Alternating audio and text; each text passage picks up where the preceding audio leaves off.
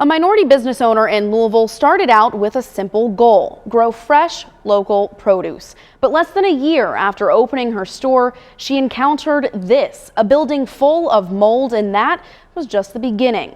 She walked us through what's left of her storefront, sharing her journey to overcome adversity, health battles, and hatred to plant new roots. We came in and we're like, this is perfect. There's a corner spot, there's a garden. What started with a round of applause has now turned quiet. You do a good job to make your customers feel safe and comfortable and think that you can fix it. Louisville's garden girl, Whitney Powers, looking at the few items she still has left inside her Oak Street storefront. Devastation is not a big enough word. But I'm definitely devastated. Less than a year at the location, Powers is being forced to find a new home for her business. I'm leaving heartbroken, traumatized, and with mold poisoning. She says she first noticed the mold over the summer. It's pretty bad. With each rainfall, it rains in my store, trash cans of water at a time. It doesn't just pour. It floods at least 4 inches. From the floor to the ceiling, and the basement down below. It's bad. The costly problem silently growing all around her. I mean, it's everywhere.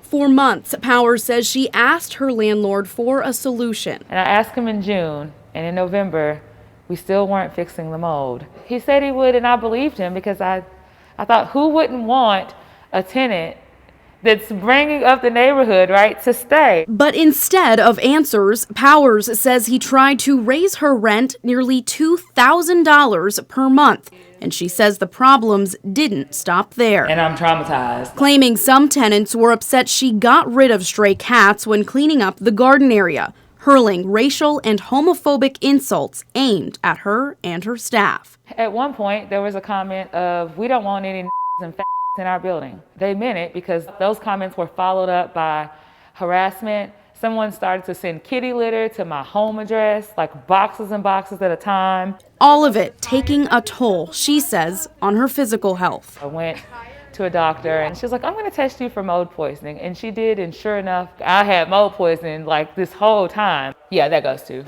So she decided to pack up and leave. The fight was too difficult. A fight her landlord says should have played out in court and not in the media, and is all clearly laid out in her lease, saying through an attorney, quote, "This is a landlord-tenant issue. The parties' rights are governed by a written commercial lease. Tenant is not being treated differently than any other commercial tenant who is in default of her lease obligations."